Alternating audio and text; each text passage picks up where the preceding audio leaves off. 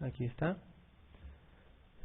Entonces, los hidrógenos que se empiezan a producir, ¿no?, pueden amortiguarse con o bueno, ¿qué puede suceder aquí? Puede ser removidos, ¿no?, por el sistema de tampón o de buffer, pero si es que faltan, puede ser adicionados también por este mismo sistema de buffer, ¿no? Y también hay otros sistemas tampón que pueden quitarlo o agregar los hidrógenos, ¿no? Muy bien, entonces aquí al centro funcionan rápidamente los sistemas tampones. A los dos extremos de toda esta ecuación, que es la misma que hemos visto hace un rato, ¿no?, el CO2 a un lado y el bicarbonato a otro lado, a los dos extremos están los órganos que los regulan. Aquí con el CO2 están los pulmones regulándolo, y al otro lado con el bicarbonato están los riñones regulando, ¿no?, la reserva de bicarbonato. Y en medio, donde están los hidrogeniones, actúan rápidamente los sistemas de tampón que hemos visto hasta ahora, ¿no? Porque con esto ya un poco está más claro cómo funcionan todos al mismo tiempo. Muy bien, ahora ya vamos a entrar a los sistemas que regulan el equilibrio ácido-base. El sistema respiratorio, como ustedes ya saben, regula el pH por su capacidad para eliminar o retener el dióxido de carbono, al aumentar o disminuir la ventilación alveolar. Como dijimos, esta ventilación alveolar depende bastante de la cantidad de CO2. La cantidad de CO2 manda impulsos al centro respiratorio, y si está muy alto, le dice, sabes que hay mucho CO2, respira más, ¿no?, ventila más. Y si el CO2 está muy bajo, ¿no?, también los impulsos son reconocidos y uno retiene un poco más la ventilación. Si aumenta el dióxido de carbono, dice, se desplaza el equilibrio de la misma hacia la derecha y aumentan los hidrogeniones, ¿no? Aumentarían los hidrogeniones si es que... ¿Hacia la derecha qué cosa? ¿Recuerdan de la fórmula del agua? H2O se disocia en hidrógeno más hidroxilo. Si es que aumenta la cantidad de dióxido de carbono en la sangre, esa ecuación del agua se desplaza hacia la derecha y simplemente el agua se disocia más y aparecen más hidrógenos. Y por eso ocurre la acidosis, que está asociada a la retención de CO2, ¿no?, porque la cantidad de CO2 hace que esa ecuación se desplace a la derecha. De forma similar, dice, si aumentan los hidrogeniones libres, se desplaza el equilibrio de la reacción hacia la izquierda, aumentando el dióxido de carbono, ¿no? También podemos ver con esto, ¿no?, estos productos. Si aumentan los hidrogeniones, se puede desplazar también hacia la izquierda esto, o también la ecuación del agua. Las alteraciones respiratorias que afectan a la ventilación pulmonar, como por ejemplo la enfermedad pulmonar obstructiva crónica, constituyen causas de los desequilibrios del pH. Ahí estamos hablando de acidosis respiratorias, ¿no?, y estos no pueden ser regulados por el propio sistema respiratorio. En ese caso, los pacientes que retienen CO2, pues como tienen más acidosis, si la retención es muy aguda o muy severa, puede ocurrir acidosis de tipo respiratorio. Esto es lo que ocurre, ¿no? El CO2 más el agua se convierte en ácido carbónico, que a su vez se disocia en hidrógeno más bicarbonato. Entonces, dependiendo de la concentración también de estos dos, el CO2 se eleva.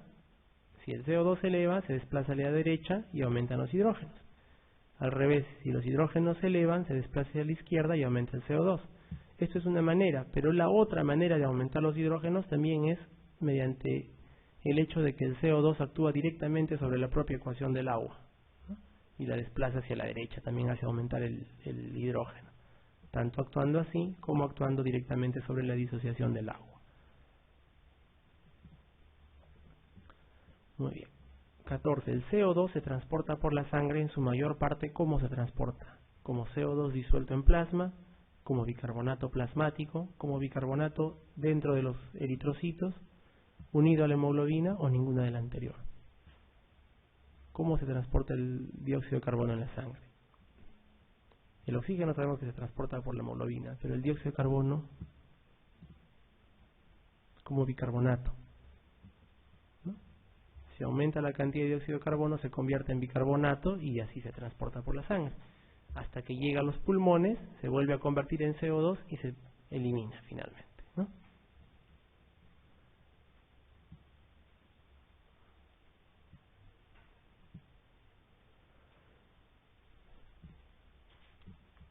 Cuando un individuo normal a nivel del mar, respirando aire ambiental, así como nosotros más o menos, duplica su ventilación minuto.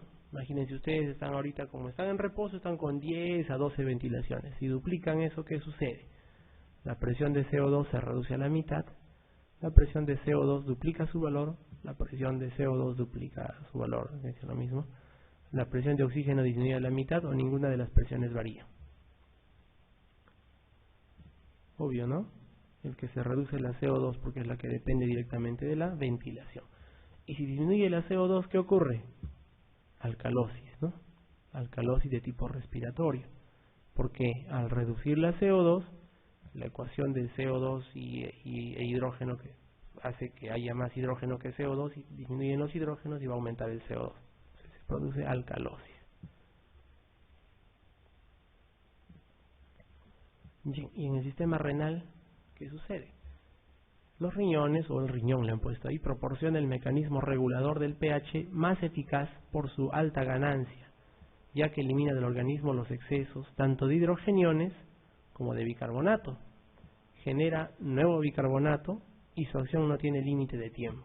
Miren, hace un montón de cosas los riñones, ¿no? En condiciones de pH normal, como ustedes por ejemplo, el riñón o los riñones eliminan el exceso de hidrogeniones en un proceso que se inicia con la entrada a la célula del dióxido de carbono. Es lo que vimos en una de las láminas anteriores, ¿no? Vamos a volver a repasarlo. Ingresa el dióxido de carbono dentro de la célula de los riñones, de los túbulos, el cual se une al agua del citoplasma de la célula, dando lugar al ácido carbónico, que se disocia en bicarbonato e hidrógeno. Esta reacción es catalizada por la anhidrasa carbónica, esto que estamos viendo acá. El CO2 ingresa, ¿no? O puede ingresar desde la sangre o puede producirse dentro de esta célula y reacciona con el agua, se forma el ácido carbónico y se forma el bicarbonato más el hidrógeno. Este hidrógeno es eliminado por la luz tubular y el bicarbonato puede ser reabsorbido o puede quedarse acá para seguir reaccionando, ¿no? En los riñones. En el líquido tubular circula el bicarbonato de sodio que se disocia en iones sodio y bicarbonato, ¿no? Aquí va a circular ya. El bicarbonato formado en el líquido intracelular, o sea, este bicarbonato que está con flecha blanca, el que está formado en el líquido intracelular, pasa al intersticio para ser incorporado al capilar peritubular, mientras que el hidrógeno es secretado activamente, dice, por un mecanismo de cotransporte. Aquí el hidrógeno va a ser secretado por un cotransporte, esto de acá, ¿no? Es lo que está diciendo. Que a la vez reabsorbe el ion sodio desde el líquido tubular. Esto vamos a verlo en un gráfico. Este ion sodio se intercambia activamente con un potasio procedente del intersticio en un mecanismo de cotransporte. O sea, aquí está más completo. Este CO2 que ha llegado, que se ha producido, como ya vimos, reacciona hasta convertirse en hidrógeno más bicarbonato. El bicarbonato puede ser reabsorbido y el hidrógeno puede ser eliminado, a su vez intercambiado por un sodio, ¿no? Y este sodio en el lado basal de esta célula va a ser reabsorbido y intercambiado por un potasio, ¿no? De esta manera podemos eliminar potasios y podemos eliminar hidrógenos. Y en la luz tubular, ¿qué ocurre? Aquí hay bicarbonato de sodio, ¿no? Bicarbonato de sodio de la luz tubular se puede unir al hidrógeno, ¿no? Puede formar amortiguarlo también, o en todo caso este ácido carbónico se puede terminar de disociar nuevamente en CO2 más agua, ¿no? Para eliminarlo. Bueno, todo lo que estamos hablando ahorita, que es toda la teoría que ustedes encuentran en los libros, el que es basado en la ecuación esa de Henderson-Hasselbalch, es una parte una forma de explicar, ¿no? Ahora en un ratito vamos a ir pasando a la siguiente teoría, que es la de Stuart, que es mucho más sencillo, pero que no podría ser entendido si no hemos visto todo esto también, ¿no? Aquí seguimos con el sistema renal. Dice, el hidrógeno es secretado, vamos a ver. Ya, el hidrógeno que ya queda es secretado hacia la luz tubular, que con este bicarbonato de sodio se une y forma ácido carbónico, que a la vez se puede volver a disociar, dicen CO2, que es reabsorbido, y en agua. Entonces acá, si ustedes se dan cuenta, ¿no? Y si son bien observadores, van a ver que al final la última flecha blanca que baja es agua. Esto nos está diciendo que el riñón elimina pura agua, pero no elimina pura agua, no elimina otras cosas para mantener el equilibrio ácido-base. Eso lo vamos a ver con la siguiente teoría todavía. Esto es lo mismo, ¿no? El CO2 ingresa, la anhidrasa carbónica hace que se convierta en ácido carbónico, bicarbonato de sodio más hidrógeno, el hidrógeno sale, ¿no? Y se encuentra con el ion bicarbonato que está viniendo por acá, se genera ácido carbónico nuevamente, o sea, todo esto al revés, bicarbonato más agua, el agua es eliminada y el bicarbonato puede regresar nuevamente para completar este ciclo. Esta es la regulación electrolítica, dice, de los riñones. Entonces, todo lo que ya hemos visto. En el líquido tubular circula el sistema amortiguador de fosfato. Ajá, entonces, ¿qué pasa acá en el túbulo? Aquí donde al parecer no pasa nada más que esto vuelve a ocurrir al revés. Dice que aquí circula el sistema amortiguador de fosfatos, por lo que en este líquido se encuentra el fosfato dibásico de sodio, el que se disocia. El exceso de hidrógenos secretados al líquido tubular es neutralizado uniéndose al sistema amortiguador de fosfato, formando el fosfato monobásico de sodio. O sea, acá no vemos al fosfato, pero vamos a verlo aquí. Ya tenemos este hidrógeno que sale, ¿no? Y este hidrógeno esta vez se va a encontrar con este fosfato, ¿no? Fosfato monosódico, y va a formar un ácido que va a ser eliminado, ¿no? Y esta va a ser una de las maneras en que el riñón elimina ácidos, mediante la eliminación de fosfatos también. ¿Ya? Muy bien. Vamos a verlos. Hay un mecanismo amortiguador del amoníaco también, ¿no? En los riñones. En los túbulos colectores, dicen, la parte terminal de los túbulos, la adición de iones de amoníaco se produce por un mecanismo distinto. Aquí, el ion hidrógeno se secreta por la membrana tubular hacia la luz, donde se combina con el amoníaco para formar, ¿no? este amonio cuaternario, que luego es secretado unido conjuntamente con el cloro. Y esto de acá, que lo hemos mencionado al final y que parece no tener mucha importancia, tiene mucha más importancia de la que se le puede dar. Si se dan cuenta aquí, este sistema de amoníaco dice que se excreta unido al cloro. Ya, es importantísimo tener en cuenta esto. Aquí está mediante este sistema el riñón elimina cloro. ¿Por qué es importante? Por lo que vamos a ver en las siguientes láminas. ¿Por qué es importante que se elimine cloro con el amoníaco? ¿No? Vamos a verlo después. Pero esto es así, ¿no? Sale el hidrógeno, se encuentra con el amonio se convierte en amoníaco, se une al cloro y se elimina estos hidrógenos de más con este cloro de más. Y esto, como les dije, es una de las maneras por las cuales los riñones mantienen la cantidad de cloro más bajo que la de sodio en la sangre, siendo lo normal que nosotros consumamos igual cantidad de sodio que de cloro. ¿Se está entendiendo? Porque nos veo con unas caras nada, ¿no? Bueno, ahora lo van a entender, en un rato se va a redondear con las siguientes explicaciones. Sí, pero todo esto es muy engorroso en realidad, es bastante complicado. Bueno, vamos a ver, 16. En la compensación renal de la acidosis metabólica se incluye todo lo siguiente excepto. En la compensación renal, dice, A, aumento en la secreción tubular de hidrógenos, B, activación del sistema tubular amortiguador de amoníaco, C, aumento en la filtración de iones bicarbonato, D, aumento de la excreción de hidrógenos por la orina, o A y D son correctas. ¿Cuál es? El aumento en la filtración de iones bicarbonato, dice, ¿no? Excepto el aumento de la filtración de iones bicarbonato, más bien lo que hace es se reabsorbe. Bueno, esta forma de ver el equilibrio ácido-base es bastante compleja, Henderson-Hasselbalch. La tenemos que ver porque muchas veces preguntan, sobre todo esto de los buffers, es bastante cuando hacen preguntas sobre ácido-base, preguntan los buffers. La principal forma de eliminación de hidrógeno por la orina es como que hidrógeno libre, hidrógeno fosfatado, ácido clorhídrico, ácido carbónico o hidrógeno amoniacal.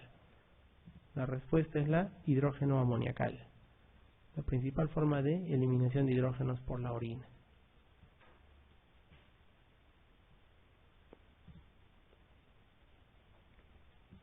Bien. Vamos a ver a partir de acá ya los trastornos, ¿ya? Ya nos salimos un poco de esto de la bioquímica y vamos a tratar de que, aunque sea lo poquito que se ha quedado de lo anterior, sirva para poder nosotros interpretar los trastornos ácido-base. Y bueno, los trastornos ácido-base pueden ser respiratorios o metabólicos. ¿Bien? Aquí dice los trastornos ácido básicos respiratorios se inician con un aumento de la disminución de la presión parcial de dióxido de carbono, mientras que los metabólicos comienzan con un aumento o una disminución, igual que arriba, de aumento o disminución del bicarbonato o la reserva alcalina. Es lo que normalmente nosotros hemos aprendido, ¿no? Para decir si la alteración es respiratoria, vemos el CO2, y para decir si es metabólica, vemos el bicarbonato. ¿Bien? Entonces así nos damos cuenta si la acidosis o la alcalosis es respiratoria o es metabólica. ¿Ya? Mucha letra, ¿no? En la acidosis metabólica dice la causa primaria es una disminución del bicarbonato. Vamos a ver. Este gráfico de aquí es la regulación respiratoria de la acidosis metabólica. ¿Cómo se regula la acidosis metabólica? Ya, el centro respiratorio está aquí al medio, ¿no? El centro respiratorio, como sabemos, aumenta la profundidad y la frecuencia de la ventilación, de las respiraciones. Esto hace que disminuya el CO2 y que disminuya el hidrógeno. ¿Ya? Pero este centro respiratorio es estimulado por el CO2, que a su vez hace que aumente la cantidad de hidrógenos. El centro respiratorio, que es el centro de todo el control de la ventilación y del equilibrio ácido-base por medio de los pulmones, reacciona o aumenta sus ventilaciones cuando aumenta la cantidad de hidrógenos. Y esta cantidad de hidrógenos, ¿de dónde está viniendo? Del CO2, ¿no? Que puede estar incrementado el CO2. Cuando se incrementa, acá flecha para arriba el CO2, aumenta el hidrógeno, gatilla el centro respirador o centro de la respiración y aumenta la profundidad de la frecuencia respiratoria. En una alcalosis metabólica, la causa primaria es un aumento en la concentración de bicarbonato, por lo que la reacción se desplaza hacia la izquierda, disminuyendo la concentración de hidrogeniones y aumentando la concentración de dióxido de carbono. Pero este aumento del dióxido de carbono es en una proporción menor que la disminución de los hidrogeniones. Mucho floro, ¿no? O sea, lo mismo que habíamos visto, pero al revés. El centro respiratorio, cuando encuentra una menor cantidad de hidrógenos, disminuye la profundidad y la frecuencia de la ventilación.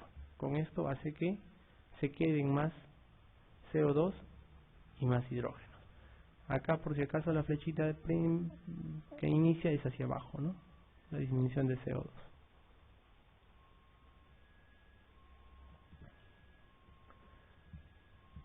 ¿Y cómo es la regulación de los riñones en el caso de acidosis? Lo que hace es que se exacerban, dice, estos procesos. Al no existir bicarbonato, estos se eliminan con la orina, o sea, se repone el bicarbonato. Todo esto de aquí es bastante complicado, ¿ya? Es todo esto que vemos acá, que el bicarbonato es secretado, ¿no? De los aminoácidos y el hidrógeno se forma el amoníaco, que es excretado por la orina.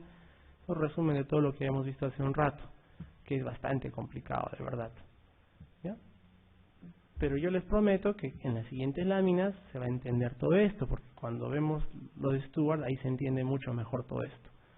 ¿Ya? Regulación renal en el caso de una alcalosis, dice, al no secretarse ningún hidrogeniones suficientes para titular el bicarbonato, este se elimina con la orina. Bueno, vamos a ver las compensaciones.